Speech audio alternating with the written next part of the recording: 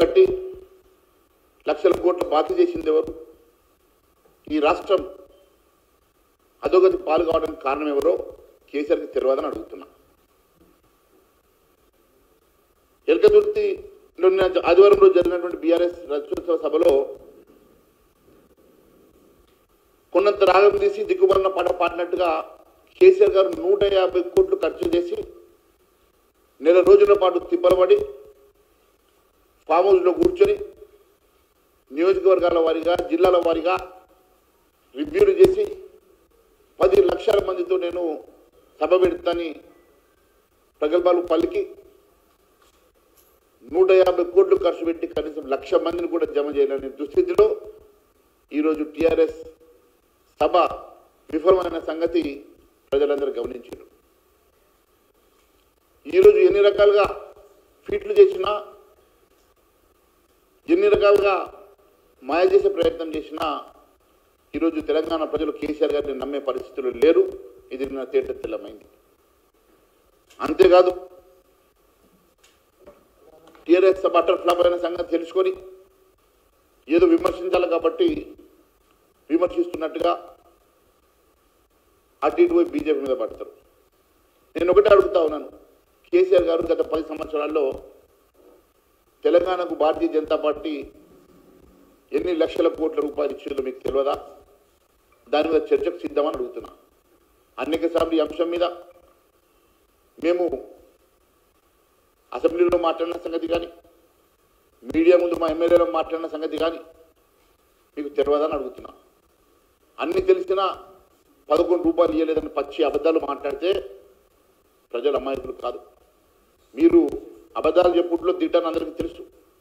మరొకసారి ఈ రకంగా ఏదో రకంగా బట్టగాల్సి మీదేసినట్టుగా భారతీయ జనతా పార్టీని విమర్శించడానికి మాత్రమే సభ పెట్టినట్టుగా మీరు చేస్తూ ఉన్నారు. ఈరోజు ఒక్క మెడికల్ కాలేజ్ ఇవ్వలేదంటున్నారు కదా, ప్రతిష్టాత్మకమైనటువంటి All India Institute of Medical Sciences ఎవరు స్థాపించారో మీకు తెలియదా? ఇక్కడ ఉన్నటువంటి అనేకమైనటువంటి రైల్వే మార్గాలు కానివ్వండి, కోచ్ ఫ్యాక్టరీలు కానివ్వండి, ఈ రాష్ట్రంలో నేషనల్ హైవే ప్రాజెక్టులు కానివ్వండి, అనేకమైనటువంటి అభివృద్ధి కార్యక్రమాల కోసం లక్షల కోట్ల రూపాయలు ఖర్చు పెట్టినటువంటి కేంద్ర ప్రభుత్వాన్ని ఏదో ఒక రకంగా నిందించాలని మాత్రమే నిందిస్తున్నాం తప్ప మీ మనసుకు తెలియదని అడుగుతున్నా. మరి ఈ రకంగా మీరు నిన్న ఏదో ఎలగబెట్టినట్టు 10 సంవత్సరాలు మీరు ఏం చేశారని చెప్పేసి ఈరోజు సంవత్సరం తర్వాత మరి బయటకు వచ్చి మరి ఈరోజు భారతీయ జనతా పార్టీ మీద మాట్లాడుతున్నారో అర్థం కావడం లేదు. నేను ఒకటే అడుగుతా ఉన్నాను, కేసీఆర్ గారు అంటున్నారు గాడిద గడ్డేసి బర్రెకు పాలు విడితే వస్తుందా అని అంటున్నాడు. వాస్తవే. దాన్ని అది ఆ సామెత కేసీఆర్ గారే గుర్తుపెట్టుకోవాలా, అది కేసీఆర్ గారికి వర్తిస్తుంది. గతంలో గిట్లనే మీకు ఒకసారి అవకాశం ఇచ్చారు, మీరు పాలు ఇవ్వలే.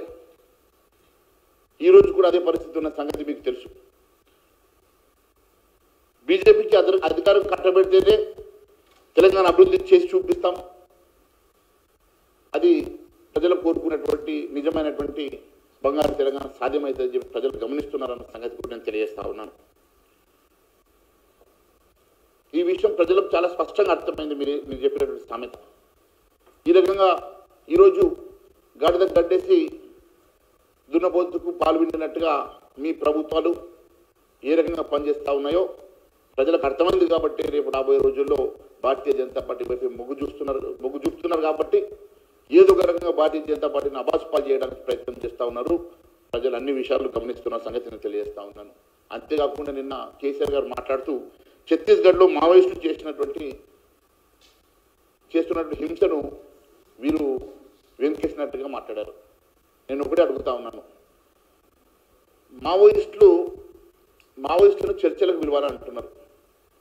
కేసీఆర్ గారు మీ ప్రభుత్వంలో ఎన్ని ఎన్కౌంటర్లు చేశారో మీకు తెలియదా? 10 సంవత్సరాల పాటు మీరు ఎందుకు మరి చర్చలకు విలువలేదని ప్రశ్నిస్తున్నా. 10 సంవత్సరాల పాటు మీరు చర్చకు విలువకుండా 10 సంవత్సరాల పాటు మీరు ఎన్కౌంటర్లు చేసి ఈరోజు మీరు ఈ రకంగా అధికారం పోయిన తర్వాత మావోయిస్టులు గుర్తుకొచ్చారని అడుగుతున్నా. మీరు ఒక మాజీ ముఖ్యమంత్రిగా బాధ్యతమైనటువంటి వ్యక్తిగా మీరు మావోయిస్టులకు ఇవ్వాల్సిన పిలిపేంది? హింసను వీరన్నాడి జనజీవనంలో కలవాలి అని చెప్పి మీరు పిలిపివ్వాలి తప్ప మీరు వారిని చంపవద్దని ప్రజాస్వామ్యం అని చెప్పి మీరు మాట్లాడుతూ ఉన్నారు కదా. 10 సంవత్సరాల అధికారులు ఉన్నప్పుడు అనేకమైనటువంటి ఎన్కౌంటర్లు చేసి ఏ రోజు కూడా చర్చల గురించి ఆలోచించని కేసీఆర్ గారు ఈ రోజు అధికారం పోయిన తర్వాత మీకు ఇవన్నీ గుర్తుకొస్తున్నాయని చెప్పి ప్రశ్నిస్తున్నాం. అంతేకాదు